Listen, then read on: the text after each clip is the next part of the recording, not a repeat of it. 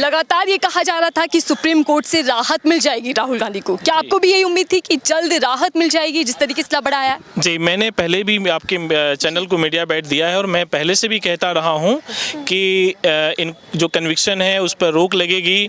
और दूसरी बात कि जो भी ट्रायल कोर्ट ने फैसला दिया था राहुल गांधी जी के खिलाफ वो लॉ के बियॉन्ड नहीं था। वो सारी चीज़ें जो थी वो जो 499 और 500 जो आईपीसी है जो डिफेमेशन को जो डिक्टेट करता है वो एज पर लॉ नहीं हुआ। वो सारी चीज़ें किसी पार्टी प्रायोजित की तहत और किसी से इन्फ्लुएंस होकर की गई, चाहे वो हाई कोर्ट का फैसला हो या फिर वो ट्रायल का फैसला हो। जब जस्टिस गवई ने ये कहा कि जो ट्रायल कोर्ट ने फैसला दिया है उसमें ये नहीं बताया कि 2 साल की सज़ा जो है क्या जो 2 साल का कन्विक्शन है वो कैसे दिया गया है, 2 साल का कन्विक्शन ही क्यों दिया गया, 1 साल 11 महीने क्यों नहीं हुआ। और राहुल गांधी जो है वो एक कॉमन पर्सन नहीं है, एक पार्लियामेंट के मेंबर हैं। उनके साथ किस तरीके से सज़ा सुनाई गई, किस तरीके से कन्विक्शन दिया गया, ट्रायल कोर्ट ने इसका एक्सप्लेनेशन अपने जजमेंट में नहीं दिया, अपने ऑर्डर में नहीं दिया। सुप्रीम कोर्ट ने कहा है। जी प्रमोद जी, लगातार हाई कोर्ट के फैसले के बाद से सवाल उठ रहा था कि राहुल गांधी पर जब फैसला आता है तो राजनीति प्रेरित है। जब सुप्रीम कोर्ट इस पर टिप्पणी कर रहा है तो क्या इस बात पर मोहर लग गई है कि 2 साल की सजा सीधे तौर पर राजनीति प्रेरित था? यस, आज सुप्रीम कोर्ट ने स्टे दे दिया है राहुल गांधी जी को और आज ये तय हो गया। और ये हम लोग पहले से भी कहते आ रहे हैं और तमाम जुडिशरी के जो जानने वाले लोग हैं वो तमाम लोगों का जो पक्ष था वो यही था कि सुप्रीम कोर्ट में जो है सही फैसला आएगा और सुप्रीम कोर्ट निश्चित रूप से राहुल गांधी के कन्विक्शन को जो है स्टे कर देगा और वही हुआ है। हाई कोर्ट की दलील थी कि 10 मामले राहुल गांधी पर पहले से ही चल रहे हैं, सावरकर, राफेल का मुद्दा भी अंदर उठा। ऐसे में सुप्रीम कोर्ट का सवाल कि कारण नहीं 2 साल की अधिकतम सजा देने के, क्या पीछे कारण रहे कि 2 साल की सजा राहुल गांधी को मिलती है? देखिए, ये मैंने पहले भी कहा और कोर्ट ने भी बार बार यही सवाल किया कि ट्रायल कोर्ट ने ये नहीं बताया कि 2 साल की मैक्सिमम सजा ही क्यों दी गई। और आज तक किसी को भी, बहुत सारे लोग जो पब्लिक मंच में, खासकर जब पॉलिटिकल लोग होते हैं, किसी पार्टी से जुड़े लोग होते हैं, पार्लियामेंट के मेंबर होते हैं, वो अपने पार्टी को लीड करने के लिए कई बार अलग बातें कर दी जाती है जो पब्लिक प्लेटफॉर्म में की जाती है। इसका ये मतलब नहीं है कि उनको 2 साल तक की सजा दी जाए।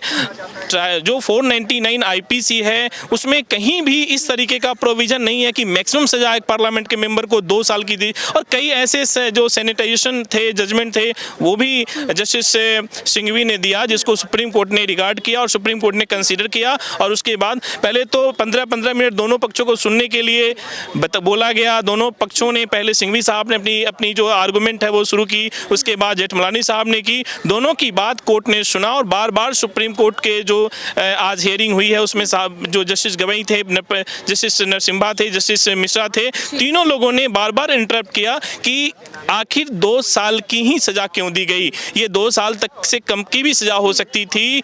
इसीलिए जो ट्रायल कोर्ट का जो ऑर्डर है उसमें ये नहीं बताया गया कि रीजन क्या है 2 साल का सजा होने, इसलिए कि पार्लियामेंट की सत्ता को खत्म कर दिया जाए, क्योंकि 2 साल से घूम फिर के मकसद यही कि पार्लियामेंट सदस्यता रद्द कर दी गई। बिल्कुल। और दोनों पक्षों ने अच्छे आर्गुमेंट किए। सुप्रीम कोर्ट ने दोनों पक्षों को सुना, बारीकी से सुना और इसको स्टे कर दिया है। सर, अगर मैं राजनीति की बात करूं तो चाहे वो नेता हो, सांसद हो, इस तरीके के बयान देते रहते हैं, मानहानि का मामला चलता रहता है, लेकिन वहां देखते हैं कि माफी मांग लेते हैं और रफा दफा इस मामले को कर देते हैं। लेकिन यहाँ राहुल गांधी अड़े रहे, डटे रहे कि मैं माफी नहीं मांगूंगा। क्या दर्शाने की कोशिश राहुल गांधी की ओर से की गई? देखिए, राहुल गांधी जी ने ये दर्शाने की कोशिश की है कि जो भी उनके स्टेटमेंट थे वो सही थे, कहीं से भी ये स्टेटमेंट गलत नहीं था। एक पब्लिक मंच पे जब आप किसी देश के मुख्य पॉलिटिकल पार्टी का नेतृत्व करते हैं तो सत्ता पक्ष के खिलाफ बोला ही जाता है। और खासकर तब जब वाकई में नीरव मोदी, ललित मोदी और कई ऐसे मोदी हैं जिनका नाम आया है और वो सभी लोग देश छोड़कर बाहर भाग गए हैं। इंडिया का पैसा एक गरीब आवाम आवाम का, एक गरीब जनता का पैसा, इस आवाम का पैसा लेकर दूसरे कंट्री में जाकर के वो रीएस्टेब्लिश हो गए हैं और सरकार अभी तक कुछ को पकड़ कर नहीं ला पाई है। तो जो चोर है, चोर को कहना कोई डिफेम नहीं होता। और यही कोर्ट ने भी कहा है कि अगर नीरव मोदी चोर है तो चोर कहा जा सकता है, अगर ललित मोदी चोर है तो चोर कहा जा सकता है। अब सवाल है कि जो पूर्णेश मोदी हैं, पूर्णेश मोदी का नाम का भी हवाला दिया, क्योंकि पूर्णेश मोदी का पहले का नाम मोदी नहीं था, वो मोड है। यहाँ पे एक बड़ी चीज निकल कर ये आई कि पूर्णेश मोदी का सरनेम मोदी नहीं था। नहीं है। अभी हाल ही में उन्होंने मोदी किया। बिल्कुल, उन्होंने ट्रायल कोर्ट में खुद ही अपनी स्टेटमेंट दी है कि उनके नाम के आगे मोदी नहीं है, मोदी बाद में उन्होंने सरनेम जोड़ा है।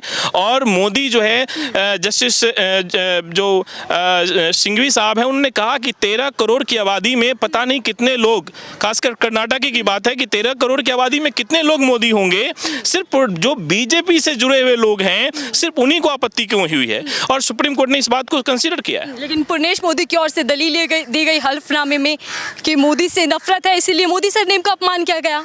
जी बिल्कुल, उन्होंने ऐसा कहा, लेकिन ये जो है पब्लिक डोमेन में मुझे लगता है कि तार्किक नहीं होगा, क्योंकि मोदी नाम के कई, मुझे लगता है हर प्रदेश में लोग हैं।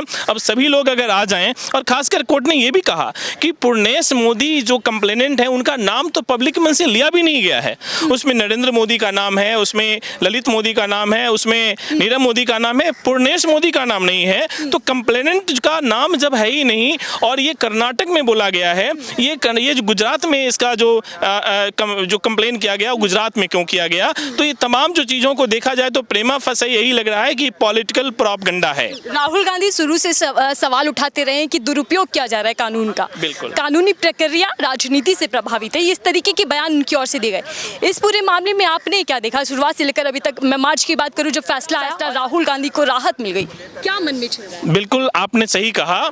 ये कोर्ट ने भी ऑब्जर्व किया है कि ये जो सारी चीज़ें, चाहे वो ट्रायल कोर्ट का फैसला हो या गुजरात हाई कोर्ट का फैसला हो, ये प्रपोज था पहले से, ऐसा ही होना था। और इंडिया के जो 140 करोड़ की आबादी है, खासकर जो लोकतांत्रिक प्रक्रिया में विश्वास करते हैं, जो जुडिशरी प्रक्रिया में विश्वास करते हैं, वो तमाम लोग यही कह रहे थे, हम लोग भी यही कह रहे थे। मैंने पहले भी मीडिया बाइट दिया है आपको, और यही मैंने पहले भी कहा था कि 4 तारीख को सुप्रीम कोर्ट स्टे कर देगा, वही हुआ है। तो बड़ी जीत राहुल गांधी को, बहुत बड़ी जीत है। राहुल गांधी की जीत तो है ही है, इसके अलावा जो लोकतांत्रिक प्रक्रिया को मानने वाले लोग हैं, जानने वाले लोग हैं, जुडिशरी के लिए काम करने वाले लोग हैं, जुडिशरी को जानने वाले लोग हैं, ये उन लोगों की भी जीत है।